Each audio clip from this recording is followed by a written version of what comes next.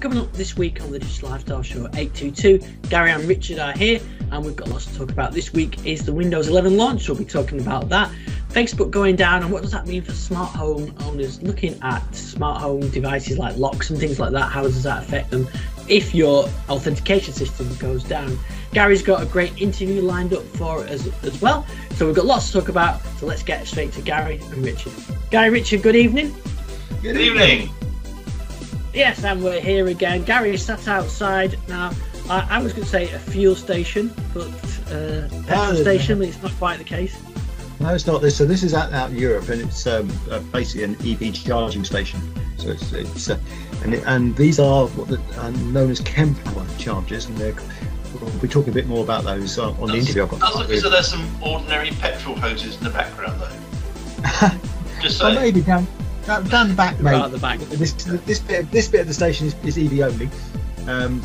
They replaced most of the pumps with EV chargers. But the interesting thing about these Power ones is that you can see that each of those are sort of little tiny bits. They haven't got the big massive charging units behind them. That's because there's one centralised charging unit, and they can share the power between them, which means you can get a lot more charges for a lot smaller grid connection.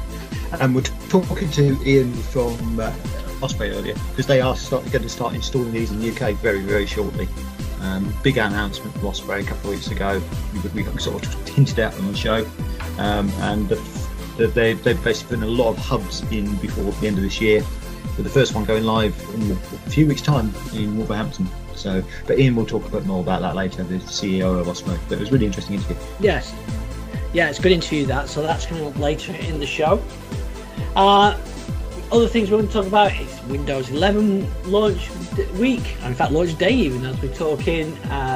We talk about that. So, and there was a couple of interesting tech stories as we recorded this week. And now Facebook going down, apart from me thinking the world might be a better place where it was down, is not necessarily the story we would really cover.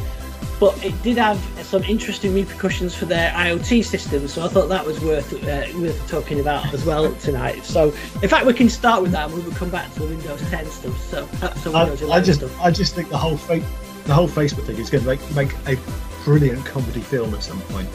This last few days, it's just going to be hilarious. So Facebook, as we're recording this on Tuesday evening, so Monday evening UK time, Facebook was down. And I think it was, down for 6 hours in total? That's right, 6 hours, thereabouts. Yeah. And it wasn't just Facebook. Critically, it was Instagram, and most importantly, WhatsApp, which I think is was a real bad one to go down, because a lot of people actually depend on WhatsApp for communication. So, yeah. And then there's the IoT stuff, which I'll obviously hand back to you. Yeah, so what I thought was interesting on this is that, Facebook was down, and obviously it was DNS, related to DNS anyway, which I was, but is now an IT meme now, isn't it, about DNS? But what was interesting, it knocked off all their internal tools. So I can imagine that, somebody just makes a typo in some kind of config file, it goes out everywhere. You realise what you've done. So you log onto your machine to try and fix it, and of course your authentication doesn't work because the system that you use is Facebook authentication, and that's what their internal tools use. Now, the Facebook haven't said this, but there was a guy on Reddit that was posting some updates anonymously, and he was saying that none of their internal tools that could work because you couldn't authenticate. But it got so bad that eventually even their IoT doorway entry systems wouldn't let them in because they require Facebook authentication. So a bit of a mess. Yeah, I did hear they had to get someone out with an angle grinder to get into the server file because they couldn't get the door open. I'm not sure if that really happened or not, but yeah, I did see that flying around as well. It's but I've seen it from more. I think someone just taken an angle grinder to Gary's connection as well. Gary's line has been angle grinded. It's left him in a great little pose as well on the. He is frozen. Yeah, doing full Kenneth Williams. I'll have to screen grab that at some point. Yeah, so that. I'm back. Yeah. As Facebook obviously doesn't want me talking about it. That's Yeah, that was it. Yeah. Teams. Yeah. So so why apart from the fact that there but by the grace of God go I and all that kind of stuff, so we can't gloat too much about seeing other people's systems go down when you manage systems yourself. So I don't want to take too much glee out of it, but and the fact that I think probably the world was a slightly better place for a few hours yesterday, it just shows that especially when you come to IoT, having disaster recovery or alternate systems in place is definitely worth thinking about. And even right down to your consumer lock, what happens if you've got a consumer IoT? I mean, Gary, this is something you've played with quite a bit, these smart lock type of things, and what happens if their authentication servers go down? Yeah, and it is a real worry on those things. That's why I tend to use ones which don't need cloud services to operate, and make sure that I've got something local I can actually use to control it. Because if the internet goes down, I've still got control over the lock. If I do have one, I mean, I haven't actually currently got any smart locks actually running because of that sort of factor. I think it's a real worry at the moment. But I haven't found a decent one recently, which I can control locally, which has security I trust.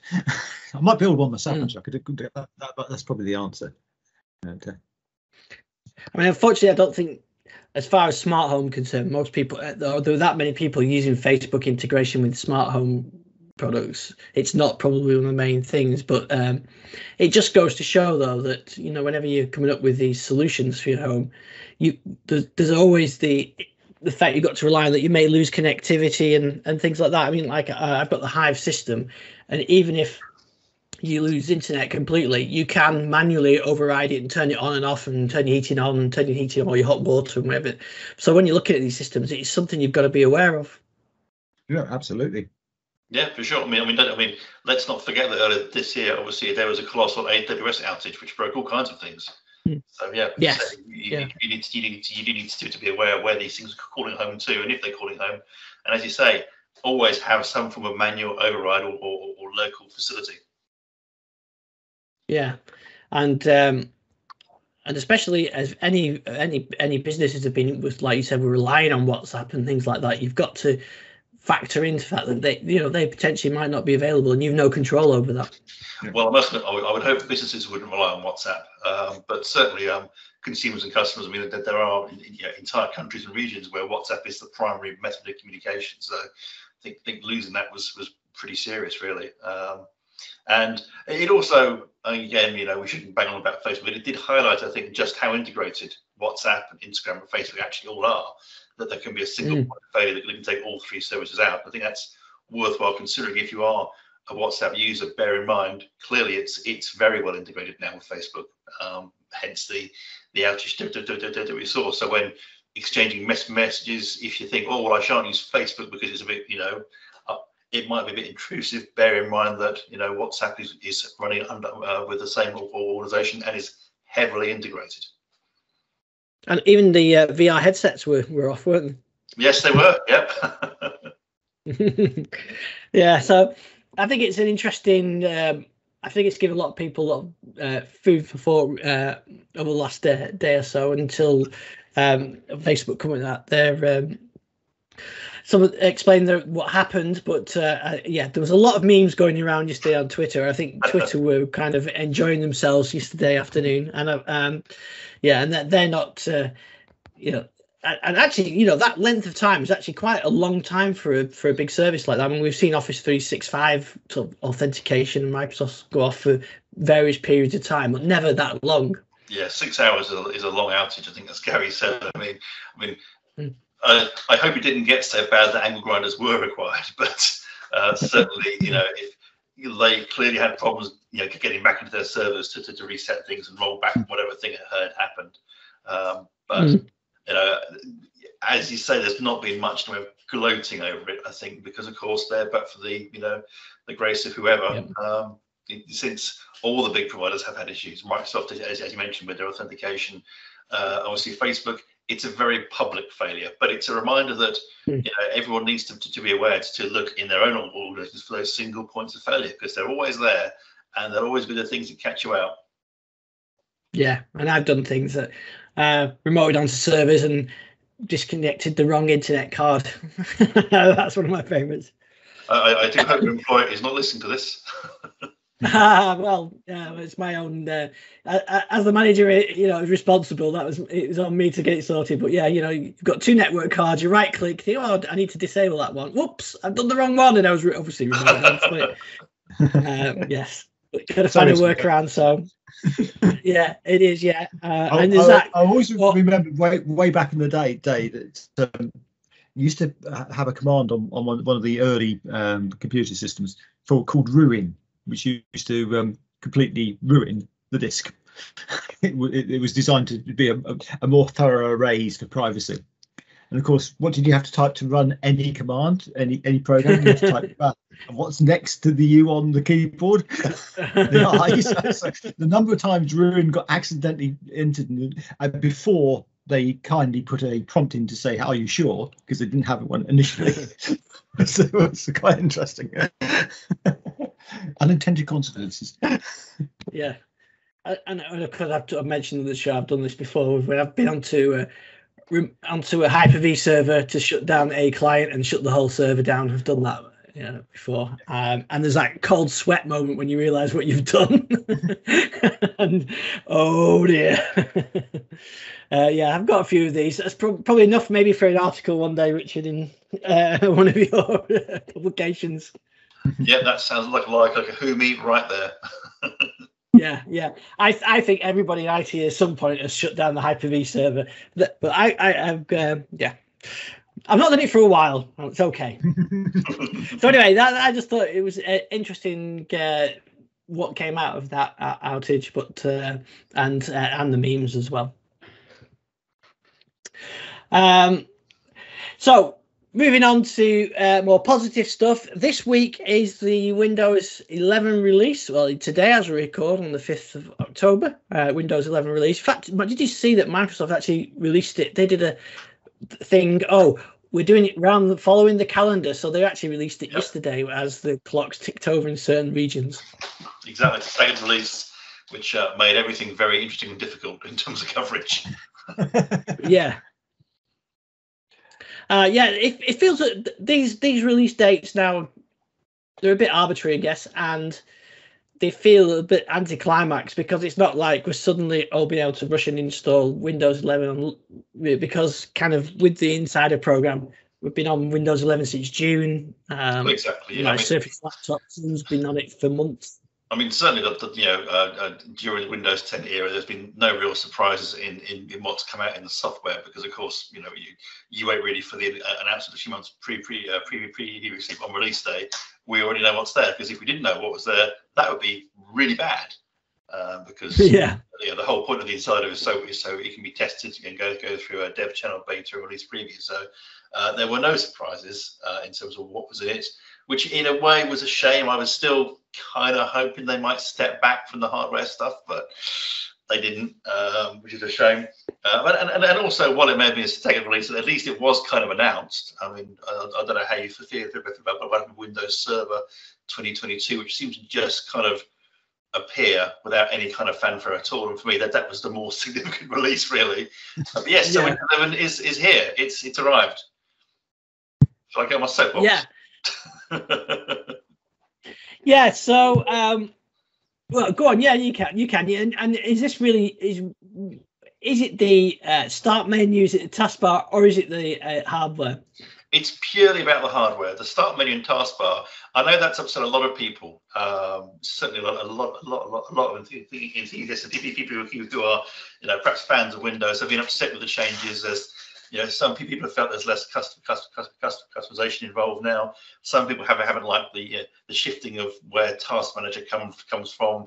How you would customize and drag and drop things on the taskbar. It's upset a lot of people, but it's kind of change and doesn't really bother me that much. And certainly the feedback I've had from inexperienced users has been actually it's pretty good because things are easier. Common things are easier to find now. So I think that's more a muscle memory thing. Doesn't bother me that much. What does bother me still, and is still irking me, are those hardware requirements, which is of course TPM2, which most modern machines have got now, but also the Intel processor being at least 8th generation, unless of course it's the 7th gen that just happens to be used in Surface Studio 2. That's also okay as well, which kind of little bit undermines the argument a bit. I mean, I understand the situation, and the hardware requirements, and again, it's laudable in that Microsoft are trying to draw a line and move on from those Intel chips, or also AMD chips. But obviously, those Intel chips had to have the mitigations in them for Spectre and other things. And going forward, it would be better to have the more modern chips. But, and it's a massive but, Microsoft and Windows has historically always been about choice, and they even banged on about choice in their announcements. But the problem here is, you're not giving users the choice to say, actually, I'd like to run this on older hardware. That's, when I say older, I mean as in more than 4 years old. Even though we know that Windows 11 runs perfectly well on these older systems, as shown in the dev in Insider program up until the gates were closed. But I just feel that they should perhaps allow users to run it and give them warnings and say, you know what, you're running this on hardware. But instead, it appears, and certainly what I've seen from those who are using it, if you can get it working, you're unlikely to get updates. It just seems to be a bit arbitrary to me, the hardware thing. And I think this could be, it seems a lot of people may opt to skip it because of that, and stick with Windows 10, which will be fine, because in 5 years' time, Windows 10 will go away as well. But by then, we'll have all upgraded our hardware, so it won't be something of an issue. But right now, it feels like an issue. I think it's a shame, because there's a lot in Windows 11 to like. Yeah, I think, like we were talking before about my machine, my gaming / music machine that I've here isn't supported because it's 4 years old. But it's an i5 and it's got 16 gig of RAM, and it's plenty capable of running it. And I know I can, and I know how to put it on. It's not that's an issue, but for a normal person, you would think, oh, I would love to get Windows 11 on here, but you as a user, you can't do it easily. Like you said, there are ways around it. Even if I've got it working on the Raspberry Pi 400, it works, but you're taking, you have to jump through a lot of hoops to do that. And I think it seems a shame. It's a very different approach. I mean, if you go back to sort of Vista, if they took that approach with Vista, it might have not been some of the problems that they actually had ended up having. That's a very good point. Yeah. Yes. I mean, hardware compatibility was probably the biggest issue for Vista. Completely, wasn't it? Especially machines that was under spec and that kind of thing. So, exactly. But they allowed it to go anyway. Maybe that's why they kind of burnt on that. I don't know. I don't think so. I mean, I agree with the point about Vista, because Vista, the Ready for Vista sticker was stuck on so many machines it should never have had it on it. It was just awful. It was a disaster from a marketing perspective. The problem Microsoft's got here is, Windows 11 we know runs as well on older hardware as newer hardware. It does. It simply does work. So, they are saying things like it's more secure to run it, and they're absolutely correct. Newer hardware is more secure. The TPM stuff, TPM2 makes things more secure. The later Intel chips are more secure. There's less crashes internally, but all that counts for naught when you have a situation where you have an OS which worked perfectly well on 7th gen, 6th gen Intel chips, and for no obvious reason, you now can't use those machines. And that means machines that are sort of 4, 5, 6 years old, like yours, and should have got loads of RAM, should work, and they just don't. And I think it's one of those things. I think it's just kind of taken the shine off, because as I said, appearance-wise, people have complained about the look and user interface of Windows 11, but people always complaining between Windows versions. I can remember people bitterly complaining about Program Manager to Start menu on Windows 95. People always get unhappy, and I think, and I can sympathise that you feel you've lost some functionality between Windows 10 and Windows 11. Although I'd say, do you remember what it was like to go from Windows 7 to Windows 8? And that was a real shock to the system. So yeah, but it's just this hardware thing. I just think it seems to be an unnecessary sort of shot in the foot for Microsoft, and I don't think it's the Vista thing. I think if I'm being an engineer, I would say they simply looked at their metrics, their telemetry, and seen what crashes more and whether and how to make things more secure and reliable. But the optics are quite bad in that this is a year in which hardware is going up in price. They're effectively saying, if you want to run this on your Windows 11, you've got to basically invest in new hardware and skip your old hardware, which doesn't sit too well with ecological or green intentions. So it just seems a shame, really, that they've chosen to do it this way. I would rather they had maybe slung up more warnings but allowed older hardware to run, as opposed to just simply throwing up this big barrier. Yeah.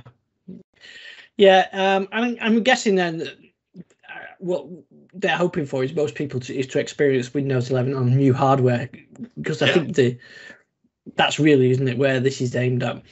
Yeah, definitely. Yeah, it is new hardware, but again, as I say, for a company that prides itself on its green credentials, saying you've got to buy new hardware to run on OS seems to be unfortunate, to say the least. And this is like I said, this is probably the first time they've really enforced anything as strict as that, isn't it? Yeah, I mean, they have historically always dropped support for older CPUs as times can't buy it, but I think never quite this. They've never made it quite this short. Never stop you installing it. Yeah, I mean, for example, I had an old netbook that took Windows 8 but wouldn't take Windows 10. And that was the only time I really hit that. But again, I didn't really mind because it was ancient. I thought it was probably fair enough, really. And obviously, you've done all of your videos are very ranging from various, from OS to OS to OS. And I guess there's really going to be a point where you can't go to Windows 11 because a machine that you installed Windows 95 on may have an issue. Yeah. Well, first of all, you can certainly there's no 32-bit version, is there? So any 32-bit hardware is totally out of the question. or even you can't even upgrade, can you, from 32 to 64-bit? So that was the case for Windows 10 as well. Yep. So yeah, I know it does feel like they've excluded a group of people. It seems the marketing machine is in full swing now, but I'm guessing there's not a huge amount of people actually doing the upgrade today through the automatic Windows update. I think there's a limited set of devices that's going through, isn't it, initially? Yes, I believe so. Yeah, it's going to be the very slow, staggered machines through the update. Although, of course, you can, if you want to easily go and get hold of it if you really want to install it, as I've done here. Yeah, that's the thing I was going to mention as well. That all the media has been released, so the media creation tool, the ISOs, everything is all available now. So you can do an in-place upgrade. Yep, which again, as I say, it works an absolute treat. I've just put it on my machine here. I did a complete nuke I just nuked the machine from orbit because it was on the dev channel, and it's I create great media. Worked absolute treat. Windows 11's up, and looks great. Yeah, it does look good. I mean, I've got used to using it now, and it does feel much better to use, more modern than Windows 10. You can feel the progression, but I think it's always like that, isn't it? When you go to a new operating system, the old one always feels old after pretty soon after you start using the new one. Which is fine. I mean, which is fair enough. And this is what's heartbreaking about Windows 11. I think that sure there are people moaning about how it looks and options that are perhaps missing, but it's I personally quite like it. It's just the hardware. Why would they do that for the hardware? Because one of the main changes that's going to affect developers is the updated store now has got the 32-bit or Win32 applications in there. So you've got things like Zoom or Visual Studio are in there. I think we've seen Epic Games storefronts in there now. What's the other one? So Disney Plus is in there. There's a lot of things being added to the store for Windows 11. Yeah. Is there any updates on what's happening with the Android app stuff? Gary, have you heard any more there? I've heard nothing, and that's one of the reasons given for potentially why the hardware restrictions were in place. Exactly. Yeah. Yeah, I'm starting to worry that it's not going to show up until the 2022 update happens. Yeah, I would have said that was pretty likely now. Although there is a slight caveat that they can turn features on and off, and it could be that the Android emulation is just separate to a build, and they can just switch it on.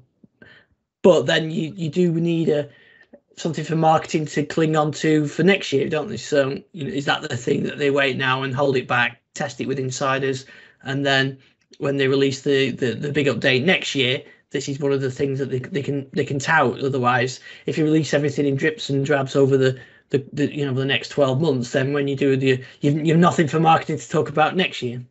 Yeah. I think I'm looking forward to trying the Android features. I'm not sure how much I'll actually end up using them, but it might be useful on something like the Surface Go, where sort of the Android apps would probably be quite useful on there. But overall, I'm enjoying using Windows 11. The new hardware came out today for some regions. I think it was US, wasn't it? All the new Surface products. I'm not sure about with UK whether they was this Surface Pro 8, and is that that's due slightly later in the month, isn't it, for the UK? Yeah. I think the key one is the Surface Studio, which comes out. Although the Surface Laptop Studio, is it, or Surface Book Studio? I can't remember what it's called. The Surface Laptop Studio. That one comes out, I think, in 2022 in the UK. So we've got to wait a good few months for that. Yeah. And the rest come out at some point in 2021. So not clear why there's the wait, unless maybe it's a component shortage, perhaps. Oh yeah, the Surface Pro 8 is due 28th of October in the UK, but I think it is available today in the US. Okay. The Surface Go 3, I think, might be available now. Actually, I'll just check. But I've seen all the reviews go live, so the embargoes on the reviews have gone live now. And has any of the devices piqued your interest enough to place an order yet, Richard? No, not really. I have to say it's. I do need to get a new device because one has to meet the hardware requirements for Windows 11.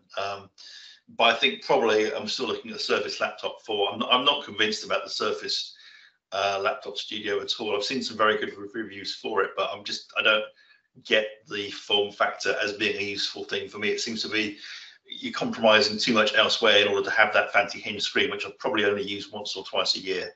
So I think I'd probably prefer to go, if I was going to go that path, perhaps go down the Pro 8 or the Laptop 4 route. I'm not sure about the Studio. It just seems an awful lot of money to pay for that very clever screen. Yeah, I think so. I think it's a lovely device, but it's nice to play with. I mean, the Go 3 looks interesting. It's not a huge speed bump, but it's a useful one. I'm just sad that the memory again is still 8 gig max for the Go 3. I think it is. Yeah, there is a 4 gig one, which probably worth avoiding. Yeah, definitely avoid that. Yeah, so I did like the minimum hardware requirements for Windows 11. Said, it needs a 1 gigahertz CPU and 4 gigs of RAM. I thought, good luck with that. Yeah, absolutely. I've as I mentioned before, I have the original Surface Go, and I do find it a really nice device. I use it sort of as a tablet. It's also my dev channel machine, and I do some blog posts on it. But really, if I've got a big post to do, I always pull out the laptop because you can get more done on that. But it's good enough if you need to do some writing, you can do. But as a tablet, it works really well. That's probably why I'm looking for the Android apps as well. I think it's nice as a tablet. So I think the Go 3 would be a nice device.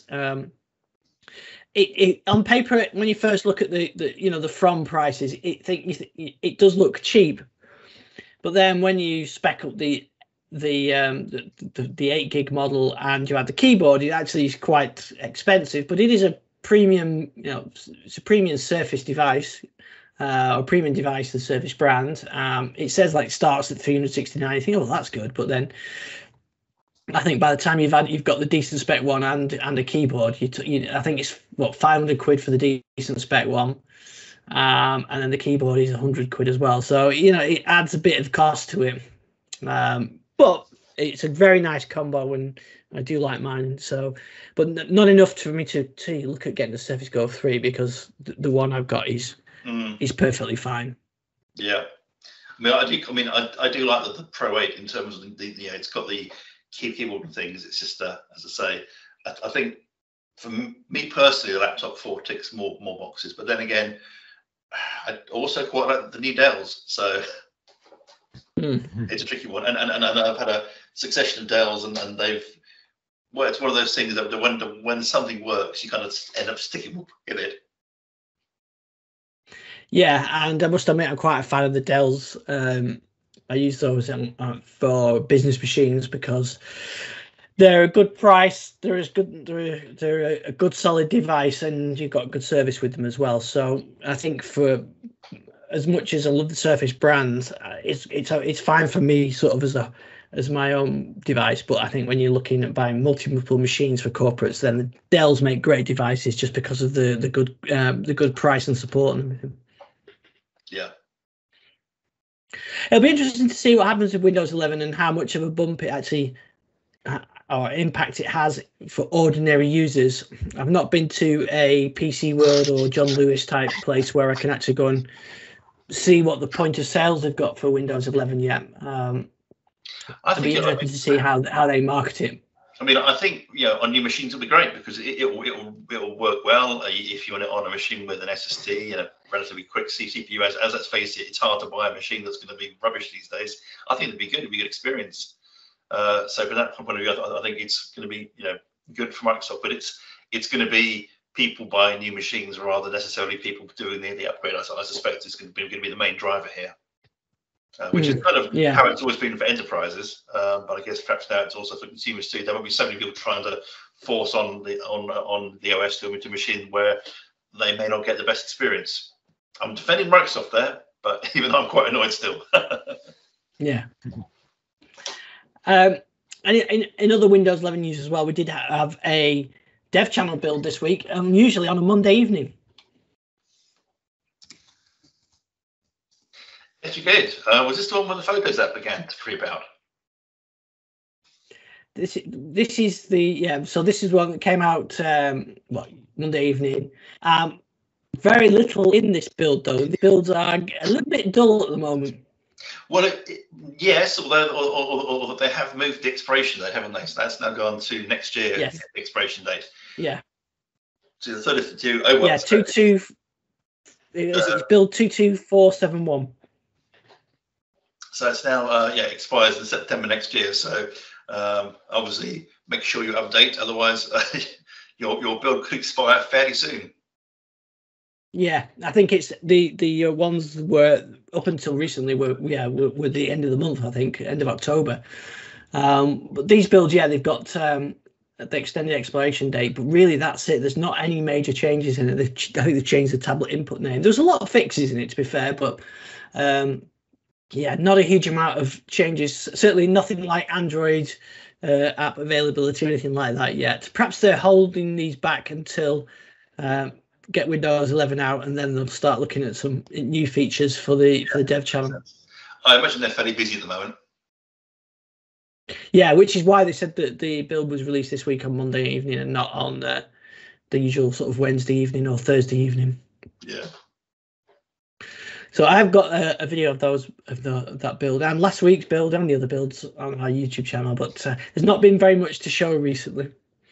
Not at all. Although, hey, just outside of the Microsoft world, did you catch news that the Museum of Computing has, sorry, the National Museum of Computing that we went to has awarded the prize for the composer of the BBC Inspired Music Challenge. Oh no, I didn't see that. It was really cool. Yeah. So this was a challenge they started, I think, a couple of months ago, where they wanted to kind of celebrate the 40th anniversary of the BBC Micro. They asked for composers to submit music that kind of evoked the the 8-bit awesome tunes of the 80s. Obviously, I think Ron Hubbard is the guy that I always think of whenever I think of music from games of the 80s. And yes, one chap whose name I can't pronounce is Richard Hobsbawm, only 15 years old. So there we go, Ian. Wow. I know. He was not even born anywhere near when these games came out. No, definitely not. Well after those. Well after that, exactly. Well after that. Yeah. But yes, so he came up with a 30-second clip of music, which sounds just like it could have come from a game from the 1980s. So I think you want to just free entry to in the goodie bag. But I personally, having heard the tune, I don't know if you can put a link to it in the show notes, but having heard the tune, I want to play that game. And they always sound a bit high quality than anything from the BBC Micro anyway, because I was used to Spectrum game music. Well, then you'll be pleased to know the BBC Micro had the same sound chip as the TI-994A.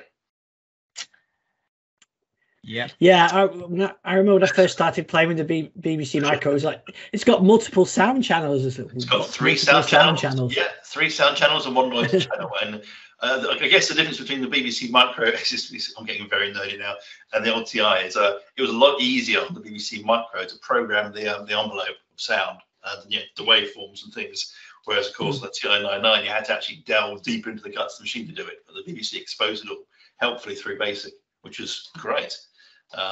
Yeah, certainly it's as a TI-99, you had to go into the world of assembly. Well, at least that's how I did it anyway, back in the day. So yeah, it's the same sound chip. Yeah. I think this person, the competition winner, I think he was actually partially inspired by the 6502 based synthesizer, which I think also found in things like the NES, the Famicom, that kind of thing. So he's that's where he's got some inspiration, as I understand it. But yeah, it's a great tune. It really does take me back a bit. Cool. No, that's fantastic. And often you find when you get limitations like that, the old systems have, they spark creativity. Yeah. So when you get those limitations put on you, that's when you can actually come good on them. Have you found any? I mean, again, about old systems. Have you found an issue where? I've been to notice because I'm doing more and more things on LCD panels and using emulators. That a whole bunch of the games had pixels that were really designed for CRTs, and so while they might look good on a CRT type display, they look less good on a super crisp LCD display. Yeah, well, I guess the original developers never imagined the kind of resolutions and screens that we'll be running now. Exactly. Yeah. So, and even with emulators, I mean, you had like dot crawl, didn't you, with the Spectrum? It used to get the dot crawl when it wasn't quite synced up properly, and you could actually enable that in the emulators. Yeah, so I do quite like enabling CRT mode in the Windows terminal, where it can switch yourself into the old familiar scan lines of old. Yeah, I actually use that as my default terminal. That one. Do you go orange or green? Black and white. Black and white. I like amber. I go for the amber. But yeah, I avoid green. Having worked on AS400s, it gives me a twitch. Whereas me, I get a nostalgic twinge. Yeah, that's right. Although, to be fair, anybody that's ever worked on an AS400 of an IBM system will tell you actually they were really reliable and in some ways a lot easier to manage than a Windows system. They were robust, yeah. They were, but they didn't do that. They didn't do that much. And at this point, Gary will start talking about punch cards and tapes. You've not lived until you've programmed in Cecil. Computer education schools instruction language, if anybody goes back that far. Before BASIC. Very simple, I like. And that's where these museums, the ones that we went to in the summer, they're fantastic because you can get to go and experience this kind of stuff, whether you live through it or whether it was your parents that lived through it or your grandparents that lived through it. It is great to be able to go and see them. Yeah, definitely. You just have to make sure you can get one of your colleagues off what was that game that we couldn't drag you off, Richard? Oh, it was like was that Colossal Caves or Adventure or something? It was... Yeah, that's it. Yeah, Colossal Caves. Yeah, it did take quite a lot of good effort from Gary and I to drag you away from that. Oh, it was great. It was two things. It was the game. It was the terminal on which it was running. I mean, they did let me down a bit when they said yes, it's a Pi Zero running behind the scenes, which I felt a bit sad about, to be honest. But I did like that terminal keyboard. I thought, oh, I could take this home with me. This is fantastic. It was such it was like out of 2001. It was great. Yeah, I look at those, and those clunky keyboards. You forget how good they were actually. You know, you're using the minimal travel keyboards on like the Surface Touch keyboard or the Surface Type keyboard and type cover, and then you play on those old 70s and 80s really clunky keyboard. They're actually really nice to type on. I'm not sure whether they're more as ergonomic or not. Maybe not for your ears with it clattering away, but they are fantastic to type on. They are a good way of making sure your neighbours will hate you if you're clacking away on those. I would say the scissor keys are great. The only keyboard I found that's been really awful, apart from obviously the original Surface RT membrane keyboard, which was kind of like, let's take the ZX81 keyboard and make it worse, is obviously the Apple keyboard, which was just awful. I don't know. I'm not sure what Apple were thinking there, because they had it was got thinner and thinner and thinner, and then it got to the point where it just didn't seem to work anymore. So I'm glad Apple have stepped away from that now. Yeah, and that's one thing I'm keen to try with the Surface Pro 8. It's got the new type. They don't call them type covers anymore, do they? They just call them Surface keyboards. It's got the new Surface keyboard, the one that was compatible with the Pro X. So I don't think I've used that. The last Surface Pro I've used was my Surface Pro 4, I think. So I'm interested to try one of those new keyboards and see how much difference in productivity you get with something like a laptop. Yeah, I mean, I presume it's the new Surface Pro keyboard, or whatever it's called. Is that sized for the X or is that sized for the Pro? I mean, because I think they're the same size now, aren't they? I think the keyboards are identical now.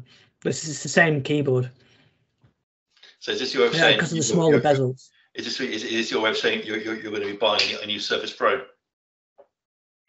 I'd love to, but I can't really justify it at the moment. But maybe in the future.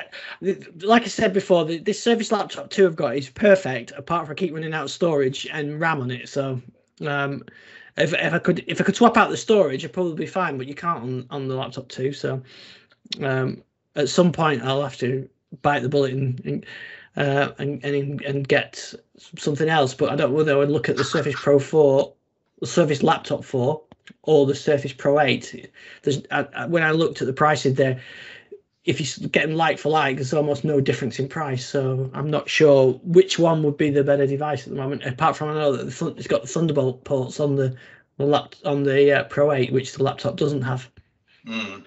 So Richard, remind us where we can find you then before we jump over to our interview. Mostly on Twitter at Richard_Speed. Oh, I saw your Lego. Oh yeah. Mainly building Lego, I'm afraid. Yeah, it's bad. Yeah, it was. I think I might have hit peak Apollo Lego. I'm not quite sure what more I can do. I've done a Saturn V. I've done a launch pad, a crawler. I've now done the lunar module and the command service module on a stand, and I've also done the mods because Lego do an official lunar module, and but the enthusiasts have created a design where you can modify it so it looks even more accurate, which is brilliant. Absolutely brilliant. It looks good enough to launch William Shatner into space. Oh, yes, there we go. Yeah, fantastic. Yeah. Was it Star Wars? I forget. I can't remember.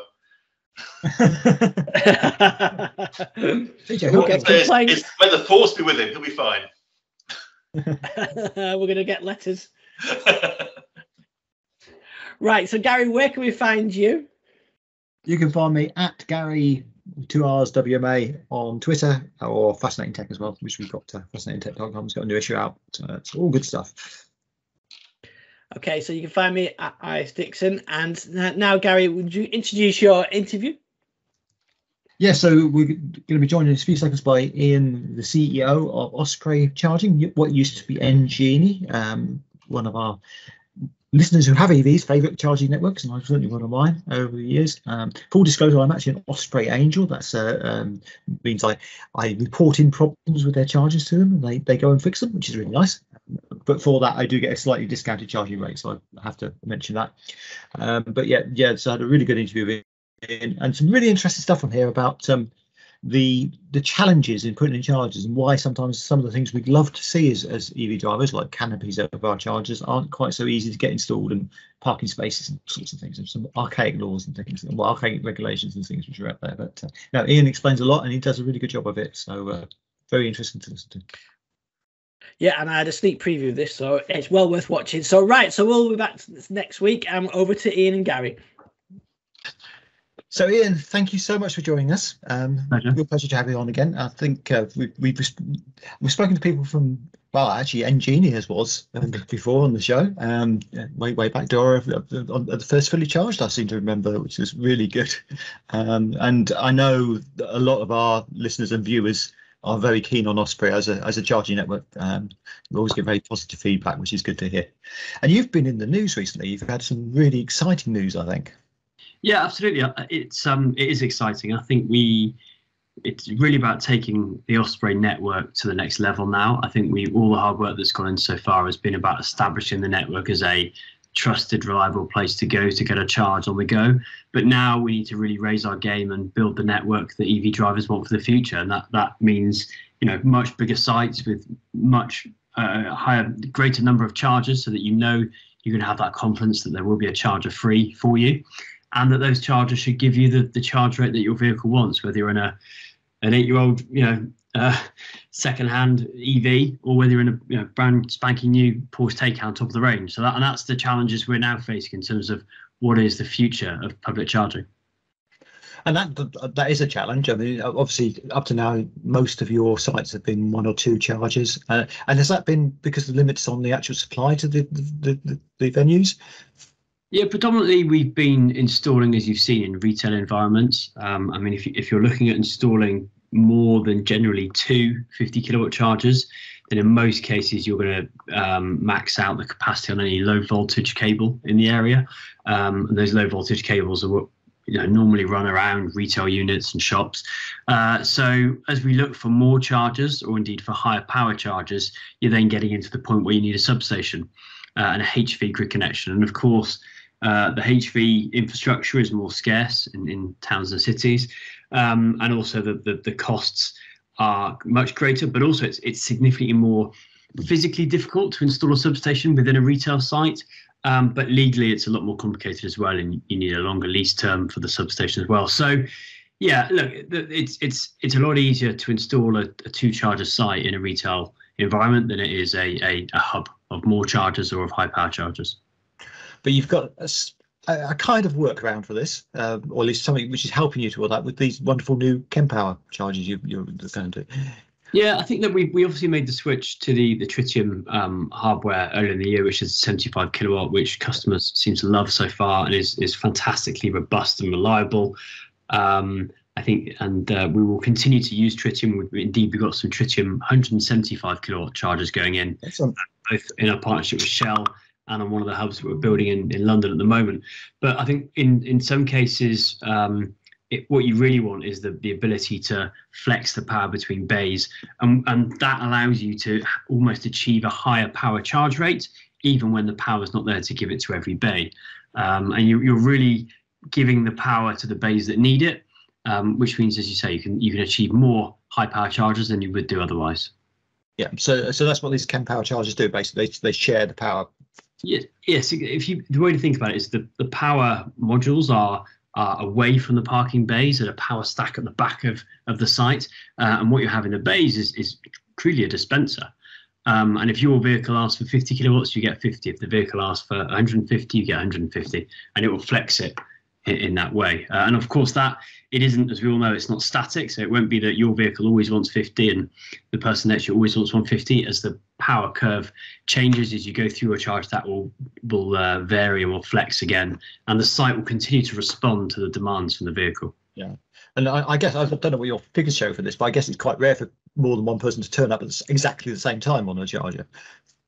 Well, a year ago, yes, but no. I mean, today, if you look at the usage right now, it's crazy how the demand for public charging. I think what we're seeing is, I think previously the data was that around 97% of EV owners a year ago had home charging, and now with the sheer volume of fleet vehicles, of company cars that are going out there, you've got people who, they haven't chosen their electric vehicle because they're maybe as passionate as you and I were about the green agenda and other things, or these are people who picked a car from a company car list at their work.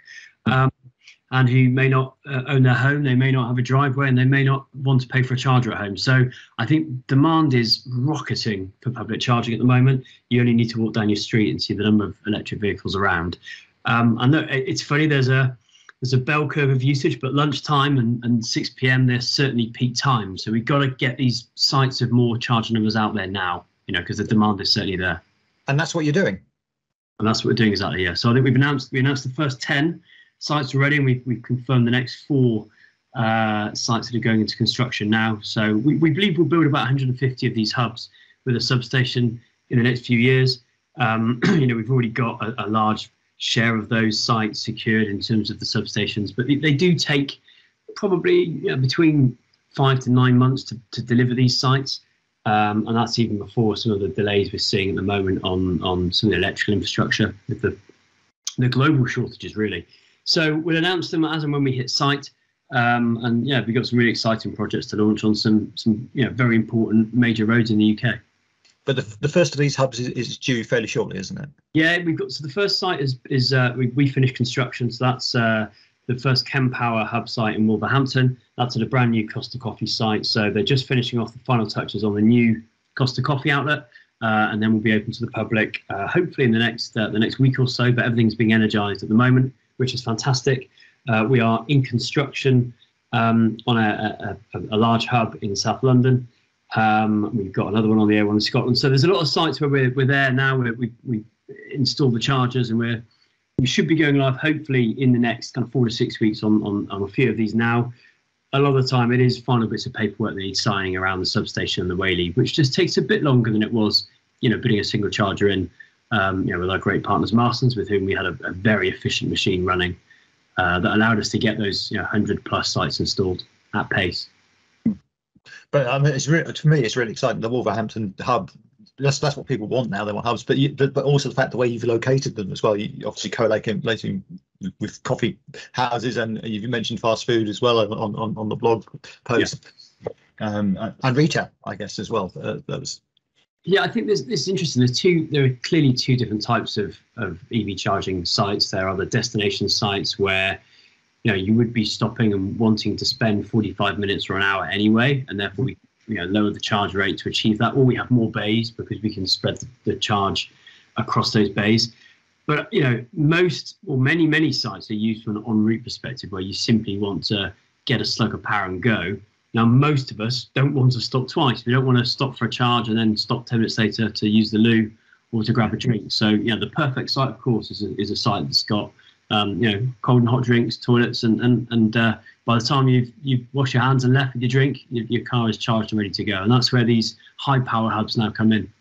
Yeah, and I think that's really important. I think there's a historic thing with chargers, that they were in dark corners of industrial estates or whatever, and that has a bit of a reputation, which I think I've certainly heard from some of our more EV skeptical listeners in the past, that's one of the things they've seen where these chargers are, and they don't look very attractive for us. I think yours are going to be in much more attractive areas, and already are. I mean, the Marston's ones are very, very attractive areas.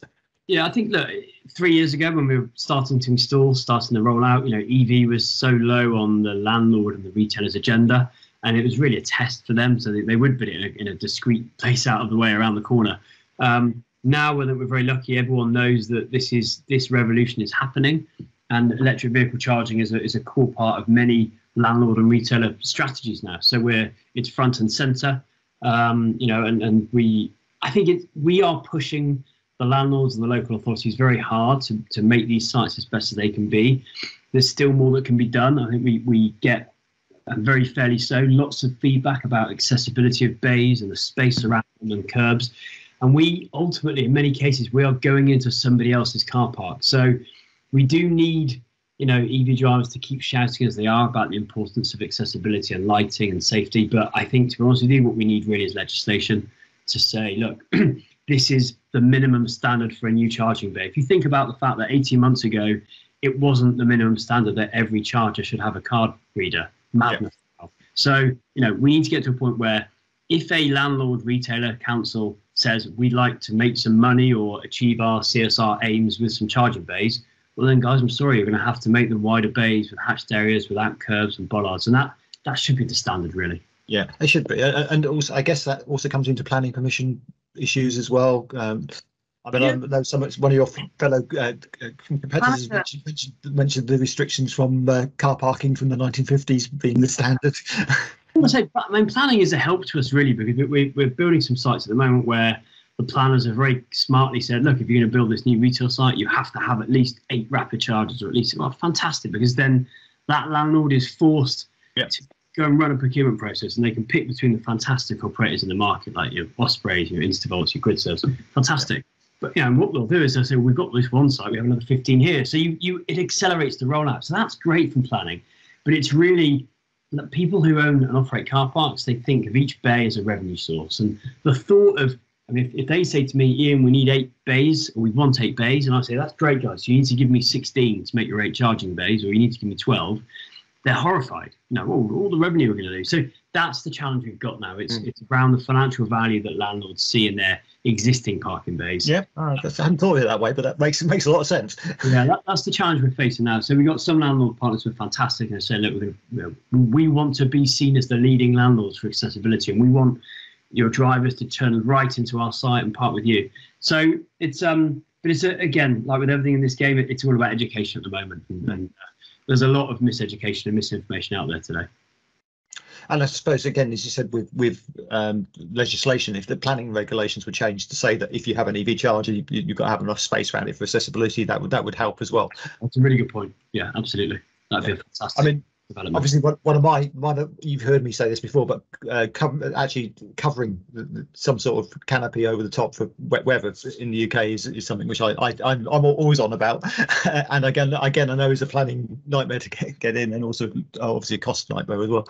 Yeah, I think it's less about the cost. I'm really excited. We've got the first canopy site, which we're going to start construction on in the next few weeks. It's on a pretty significant road in the UK, so can't wait to get that Halo site out there.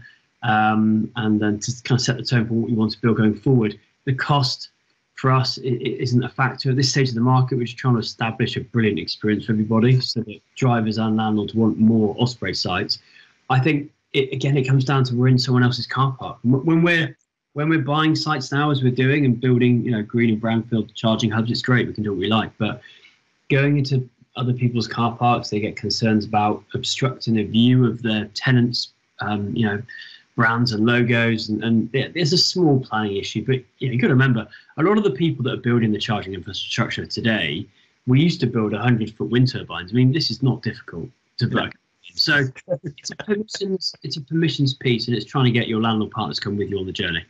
Yeah, I hadn't really thought of it from the landlord point of view, but that actually makes a huge amount of sense as to why that would be an issue.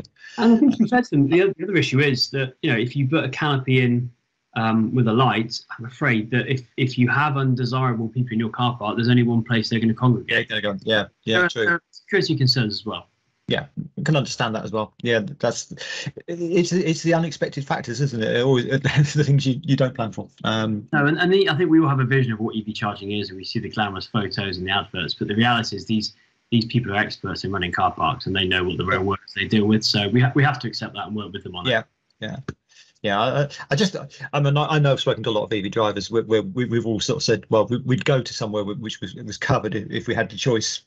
If there's a choice of 2 local charges and one was covered and one wasn't, you'd probably go for the covered one. Exactly. And we can feel it again as the weather turns today. Indeed. But it's great. And also great. Let's hark back to something you mentioned earlier, because the tritium chargers, I think that's quite an interesting move from your point. Is that something you're intending to retrofit on other sites, or is it something you? Because I know, for example, I'm in Peterborough, and we've still got one of your ABB sites here, which has had a few issues. Well, very good question. So the the Alton site in Peterborough will be retrofitting the tritium chargers to that site in place of the ABB units there. I think, to be honest, we've currently got 3. If you take out the ABBs, we've got 3 different chargers. We have the Circontrol Raption 50s, the tritiums, and the Kempowers. I mean, they're all fantastic. I think what we always set out to do is to put the right charge rate in for dwell time. So, we've got over 200 Circontrol Raption 50s at the Marston's estate, where people are dwelling for an hour, for business meetings, lunches, etc. So that's the right charger for that. I think if you look at the Starbucks site in Gosport, we've got the Tritium 75Z, because there's a slightly shorter dwell time, and the same does apply to the Alton site. So yeah, we will be retrofitting in places, but it's not a case that we're ripping out chargers where it suits, where we've got the right spec in for the dwell time. I think if you look at some of the hubs where we're going to have shorter dwell times now, then we'll have to be looking at high power chargers as well. Yeah, and dwell times is an interesting thing. I mean, it's something some of our listeners may not even have thought about, because they come from petrol diesel world, where you go up to petrol sump and plug in and fuel, but you actually make a special trip to that. Whereas with charging, it's usually en route or your destination. I think the best user case to give as an example is a supermarket. I mean, we constantly have to fend off right now this debate about 350 kilowatt chargers, and everybody wants the fastest, most powerful thing. I think if you're at a supermarket, or even better, a cinema, imagine you've just come in to watch the new James Bond film, and so if the PR says that we can charge your car in 28 minutes, great. Okay, so 28 minutes into your shop or into your film, you've got to go and move your vehicle. Yeah, that's not right. So you've got to get that charge rate. What you want is that when you leave the retail unit you're in, that by the time you leave, you've had a full charge or an 80% charge. That's really what we're trying to achieve. And of course, it's very different. And even when to be honest with you, when we deal with some of the fast food people, we know that some of them will say, we have a fantastic trade from business meetings. We really try to keep people in for an hour, and therefore we sell lots of cakes and cookies and things to keep them in. And there's others that say, crikey, we're near the airport, we just want people through, in and out the door. So please, we don't want them dwelling more than 10 minutes. So it isn't even common across the same retailers. It really is site by site. And I think it's an important thing from a non-EV driver's point of view, someone who might be thinking about getting EV, that it is a different mindset in charging, and usually that it's a way more convenient mindset. You turn up for where you want to go, and like you say, you get stopped for a coffee en route, and during that time you've got enough charge to cover the rest of your journey potentially.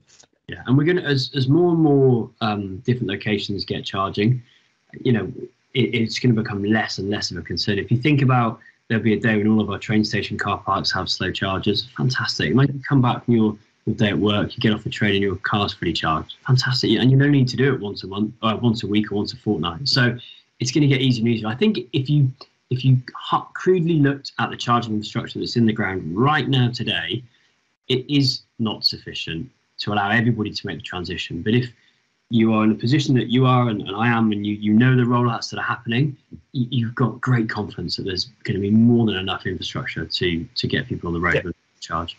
Yeah, I think that's been my experience since getting into the EV world.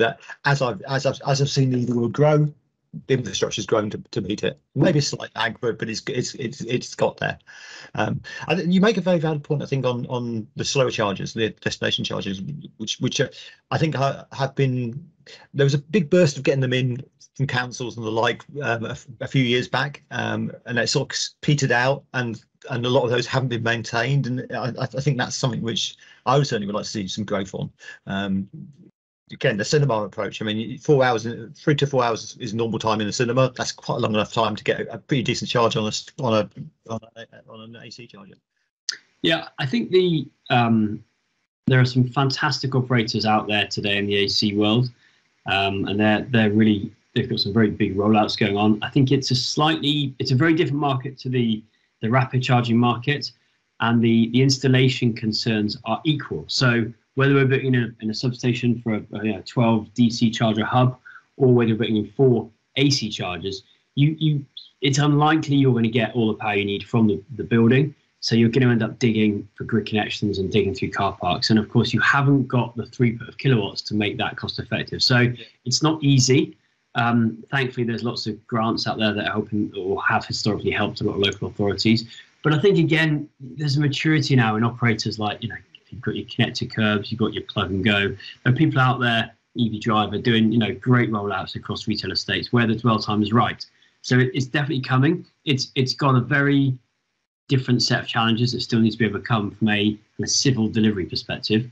But you've now got reputable networks that are experienced in doing that. It's good, and I guess you can work together with those networks if you've got a site with suits for that sort of thing. Yeah, we've got a great relationship with the ones I've listed there, and we are certainly looking at how can we collaborate to help build each other's rollouts. Yeah, it's brilliant. So you mentioned this Kempower rollout going out, and I think from a user point of view, that those devices look brilliant. I mean, it's so easy to use. Yeah, I think that it's funny that in a way it is very simple kit, but there's a lot of complicated development that's happened in the latest hardware. But one of the most effective things is the cable management system of Kempower, which people love, and of course it's quite visually exciting as well. But we get so many comments on why did you build the bays this way, and of course we as the charge point network, we have to deal with the fact that the OEMs can't seem to agree on where the charging port should be. But with the Kempower system, and to be fair with the tritium unit, this is a thing of the past with these huge cables which can come out and makes it very easy for everybody to charge. We've been very lucky in the last 2 years where we've had a lot of the early adopters that have been the people trying to use our network have a higher than average level of technical understanding, which has probably helped them on their way whilst the charging hardware options have not been that user friendly. And now we need to build for the mass market, and I need to build a charging network that my mum and my nan could use with ease. And we need to get to a much more intuitive, simple charging system. And again, like the tritium units, the Kempowers are certainly a fantastic step in that direction. Yeah, and I seek out tritium at the moment over perhaps ABB or even circuit control, because I know they're going to work, and I know they're going to be easy to use, and they're going to work with the iPace, which is obviously one of the criteria, because the iPace is a particularly challenging vehicle, I think, in some ways. Yeah, and I think it comes down to the firmware collaborations between the different OEMs and the charge point manufacturers. So I think there are certain vehicles which the circuit control unit doesn't always connect with perfectly every time, and there are certain vehicles where maybe the charge point Inc or the ABB won't connect with every time. But I think as you have shown, the drivers of those vehicles have worked out which units work. But we shouldn't be having that conversation. No, we should. Every charger works in every vehicle, but that's part of it's hard to deliver these sites like we do, but it's also part of our day job is to just keep running at pace with the firmware upgrades and the firmware issues to make sure that you can always get the charger you need. And you do. I mean, Ospreys invariably work for me, even the circuit control ones, which I don't think many of the other circuit control networks do. So that's good. We work really hard with circuit control, but also through Swarco in the UK, who run the circuit control element of the business. And we listen to every call. We look at every single piece of ZapMap feedback, and we make sure that if there has been an issue, we eradicate it so it doesn't happen again. Yeah, I think one of the challenges with the circuit controls for a lot of the providers is that the cable lengths are very, very short for the iPace, and with bay positioning that can be an issue. Certainly I've had that recently on a couple of occasions, but I tend not to have that with the Osprey ones, because I think your bay positioning is slightly better, so I've got a bit more cable length to work with. Yeah, look, we always take on whatever bit of feedback we get, and I'm sure our earliest Marston sites back in 2018 were not the best, not the optimum design. Indeed, we are going back and improving that where we can, and we've got a fantastic relationship with Marston's where we can go and improve sites to make it better for customers. But you're right, it's all that's where the experience of having 200 sites and growing quickly helps you, because we've learned those lessons 2 years ago before the mass market got here. Yeah. And full disclosure here, I'm one of your Osprey angels, so I'd like to give you feedback on stuff. And I think that program has been really good as well. I think that's been an excellent idea to actually get real experience from local people who are actually using those chargers all the time. Yeah, and let's be honest, I'm so lucky to have an amazing team of highly intelligent, talented young people, but most of them live in London and work in an office in London. So whereas you all the general public are out there using our network on a daily basis in real life scenarios with commuting or with crying kids in the back. So we can't ignore that feedback. It's helped us get where we are today, and we've got the angels who live near certain sites that give us great feedback. But even on where we're looking at building new sites now, we're reaching out to our members now with some brilliant conversations with true user feedback. So it's great. Yeah. And you can certainly see that from the interaction you've been having with the community over the last few weeks, and some of the YouTube videos you've been on and things, and the feedback you've got there. I think it's really good to see you responding so positively to things and taking things on. It's exactly what we want to see as drivers and owners of EVs. Yeah, I think that we're so lucky to have such an engaged audience base. Again, there's a lot of the 500,000 plug-in vehicle drivers are early adopters. They're very passionate about this, or they're very passionate about the sustainability agenda, and we'd be mad to ignore that and to not listen to it. So I think we're very, very grateful that we do receive such engagement, and when we get it wrong, we get stickers we should do, and I think the day we stop listening is the day that the tide will turn quickly, and we'll get a lot more. We lose customers pretty quickly. So yeah. Well, you're doing a good job at the moment. So just sort of shifting away from the EV enthusiasts to the EV skeptics and the people who, because we know a lot of our audience on the Digital Lifestyle Show, for example, are people who are considering EVs now, perhaps more so after the last few weeks with what's been going on. What would you say to them in terms of the experience they should expect now as an EV, as an upcoming newbie EV driver? Will it be easy for them, basically? And I think it will be, but what do you think? Yeah, I do think that, and this is where you have to give credit to the team at GridServe. I think the refresh of the hardware at the Moto services has made a massive difference now for the general public making that switch, because I think in most cases that's where the general public will go first for a charge. So I think firstly, when you get into an electric vehicle now with the amazing model range that's out there, you look at cars now like the Mach-E and vehicles. There are some amazing EVs out there that are better to drive, more fun to drive, better places to be than traditional vehicles. So you should definitely just go and hire one anyway. Then from a cost perspective, the tax benefits are amazing if you can get one through your work or through your salary sacrifice. So loads and loads of regions. And then there's all this tech, people like Omi and Octopus who are doing all the smart charging at night time. So there's financial reasons to do it. When you're on the road, I think what you've got now with networks like Osprey and Instavolt and GridServe and others is there is a baseline of reliability and quality where you should not be having issues anymore. And we who all did this 3 years ago, we took the pain. And now I think, there's a base standard of how easy charging should be with contactless payment and with reliability and with great call centers. So look, there will still be some issues, but I think in 3 months' time, there'll be a lot less issues than there are today.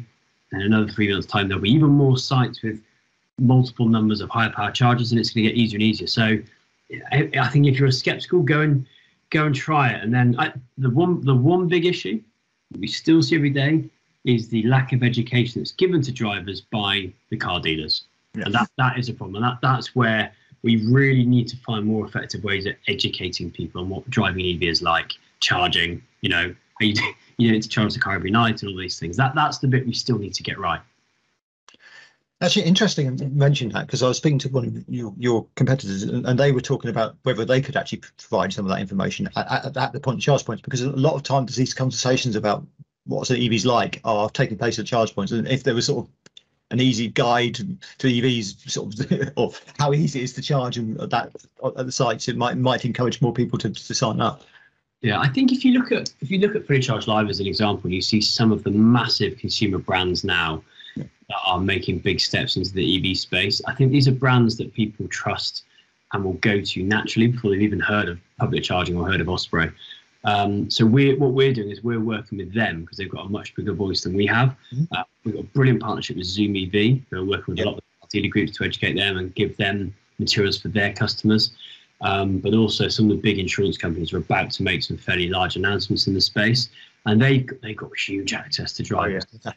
They're the right place to do it, really. That's when you can hit millions of people with very clear, well thought out messages with let's be honest, big advertising budgets too. Yeah, which is good. And I know some of those plans. I've heard some of those plans as well. So I think that's really exciting. That side of things, it's really good.